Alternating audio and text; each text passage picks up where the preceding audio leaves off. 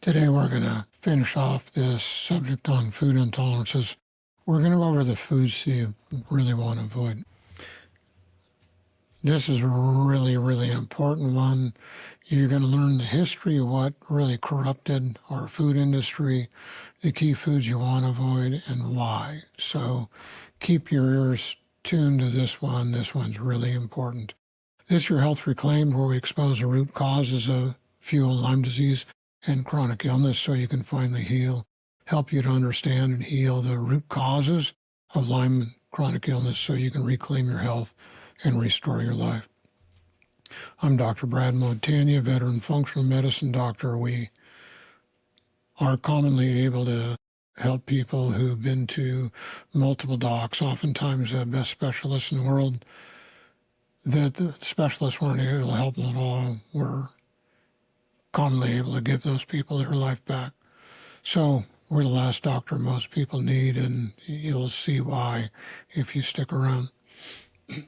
So let's get into this. Food intolerances, the foods you really want to avoid. So we're going to go back quite a few years in history, back to the FDR era, back in the 1930s. His Secretary of Agriculture, Henry A. Wallace, decided on a program to help get people out of the Great Depression, and that was to increase farm yields. And his primary key focuses was corn, wheat, cotton, and a few other commodities. It's Wallace that came up with the idea of hybrid seeds, and it's from his idea that the whole concept of GMO sprouted forth. He formed a company, the Hybrid Corn Company, ended up being the world's first hybrid seed company. And from that, they started to develop with hybridization, this infant side of doing the GMO studies. At the time they instituted this, the yield of corn was about 40 bushels an acre, and the top 10% of the growers were 25 bushels an acre more than the bottom 10%. So he's looking for standardized ways to increase yield, and in increasing yield make farming a lot more profitable. So this was a really big project, but what he promoted to be grown, the corn in particular, really didn't have a market. So he got the grain belt to start to grow and develop monstrous quantities of corn that didn't have a market. So then industry had to come in and figure out different ways where they could produce things, and that's where our corn syrup comes from. When you look at the industry out there, corn is in virtually everything. It's in tires, it's in your spark plugs, it's in plastics, it's in everything you can think of, brake pads, all kinds of parts inside of your automobile. So this is the creative lab testing and utilization that came sweeping after Henry Wallace started to increase the production of this throughout. And when we look at the corn production, they looked for standardized ways to really increase the production at all. One of those was no-till farming, because with Depression years, we'd just come out of the Dust Bowl. That wiped the topsoil out of a lot of the growing lands. Dakotas is one of those I'm quite familiar with. And so they're trying to figure out ways to get the yields high and not lose so much of the topsoil. So with the no-till farming, instead of tilling, they had to start using herbicides to kill off the vegetation so it wouldn't be competing with what they planted.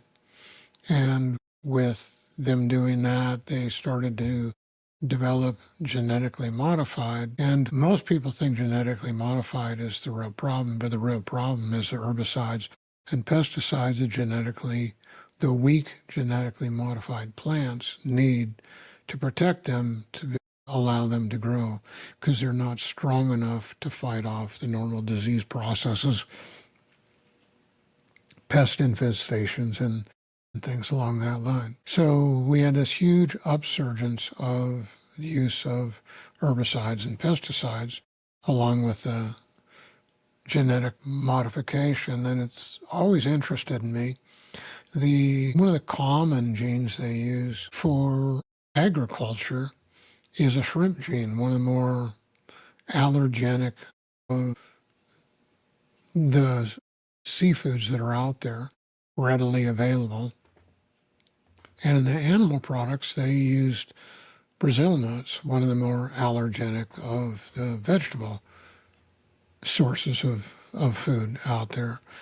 And why they decided to use those when they're so hyperactive in such a widespread of the population, that's really hard to say. But it's the increased use of the herbicides and pesticides that really are the problem with the GMO. And we look at corn. Corn uses a pre-emergent pesticide or herbicide called atrazine. The post-emergent herbicide is typically Roundup. Roundup is glyphosate with a surfactant in it, very much like a dish soap. The surfactant allows it to coat evenly over the surface, and it increases the function of the glyphosate fourfold. So when glyphosate first came out in the industry on the market, it came out as a drain cleaner. Yes, you heard me right, as a drain cleaner. And the way it did that is it turned the minerals from the scales and rusts in the plumbing pipes into a completely different form through a process of chelation, so that those scales would melt away. They could be washed down the drain, and the drains would be open and usable again. Somehow it went from a drain cleaner to use as an herbicide, and maybe that's because it was flushing down the drain in the leach fields off the septic systems. It probably started to kill the foliage, and they figured out why. But in all that, the Roundup, it's a post-emergent herbicide. That means after the seeds sprout, then it kills those plants. The atrazine is a pre-emergent. It kills the seeds and doesn't allow them to sprout in the first place. So they spray the ground down with the atrazine so the weed seeds and stray seeds can't sprout. And then they do a special modification of the seeds they're going to plant in there, so then it'll respond to the atrazine and the Roundup. Corn is the focus of where they started to do that. The atrazine is way, way, way worse as far as the global effect of that. The runoff of the fields goes into ponds and creeks and all that. They hired somebody to do some studies. I don't remember what his name was, but he went out into the drain fields that came off of the crop fields, and he started to notice all kinds of mutations in the frogs. The male frogs they developed female reproductive organs, and they could produce eggs were fertilizable, turn into tadpoles and grow up. It was highly mutagenic. It disrupts the mineral balance inside of all life forms. It destroys the male's ability to reach puberty. It destroys male's ability to produce testosterone. It destroys their ability to be fertile. It also turns women's hormones upside down. Along with that, it starts to destroy the microbes in the ground. Both Roundup and atrazine destroy the microbes in the soil. One of the ways it does that, they both do that, is they disrupt the shikimate pathway. The shikimate pathway is part of the cytochrome P450 pathway, which is one of our primary detoxification pathways. where all the phases of detoxification goes through. So in destroying that, also the microbes in our gut use the same shikimate pathway to aid our digestion. So it destroys our ability to digest foods, and it's the same cytochrome P450 system that we absorb our nutrients through. So it destroys our ability to digest foods, absorb foods, take in nutrients. It changes the form of our minerals into unusable forms that are still there, and creates these global toxic firestorms that dysregulate the hormones in males and females of the whole animal kingdom. Highly mutagenic. It causes all kinds of sickness. The cancer in the farm belts is really huge. So with all the products that they've developed, corn for the use of, it concentrates the corn. As you concentrate the corn, you concentrate the herbicides and pesticides that are in it, and they don't extract that out of the byproducts. So you take something like high fructose corn syrup, and they went from high fructose corn syrup into glucose syrup because they don't think there's enough residuals of corn to call it corn anymore. The higher you concentrate it, the more concentrated the herbicides and pesticides are, and the more global effect they have on all animal life forms. So that's not really a good thing at all. It can disrupt every metabolic function we have. Everything that feeds off of corn does the same thing. One of the top industries that feeds off of corn is dairy industry. All commercial dairy, it feeds off of corn, and the toxins that go into the animals, the ones that can't eliminate through the animals' stools and their urine, it tries to get out through the skin and the lungs, and what doesn't stores up in the fat. Well, we look at the dairy production, there's a significant amount of fat in the dairy, and that fat holds all the toxins of the corn products and the other foods that they grow for dairy production. I spent over 3 decades of my life in a dairy country where that was one of the primary industries in that country. When I first moved there, it's over 40 years ago, it was pretty uncommon to have cows in their late teens to early 20s on the milking line, still being productive enough to keep them on the milking line. When I left there, close to a decade ago, there's not a cow on a milking line that's over 3 years old. Very few make it to 3. Most of them are off the milking line by the time they're 2. They start milking them when they're pregnant, with their first pregnancy, and they keep them till the production reduces, and then they go off to the meat rack. So not only do this dairy products full of the byproducts, corn, atrazine, and Roundup, but dairy, it's also got too high of a protein fraction that increases the acid levels inside of us. Acid makes us leach out minerals to try and calm that down, and it leaches it out of the bones, and that causes a loss of calcium in the bones from the high protein content. There's also a inverse phosphorus to calcium ratio in cow milk compared to what we need. For every molecule of phosphorus in our body, we need 2 molecules of calcium to escort it around. Well, it's the opposite fraction in dairy milk, and that causes more leaching of calcium out of the bones to try and balance out the phosphorus that's in the dairy. There's also all kinds of hormones inside of the dairy that are not natural to our species, hyperinflammatory, and they completely dysregulate those hormones, much more noted in women because women have a lot more estrogenic receptors than men do. So it affects them a whole bunch more, and that tends to cause all kinds of inflammatory issues in their reproductive tracts, and with that you got polycystic ovarian problems, and a host of other things that go on, all driven from dairy. Dairy's also got a morphine in it, casomorphine. That's what gives us satiety, which makes the calves want to suck, and that's part of the issue of mammal milk, is it all has that casomorphine in it. So when we look at all the problems with that, there's every society that had osteoporosis is a dairy feeding society. Societies that don't feed on that don't have that. So that's a big factor. Then we look at wheat.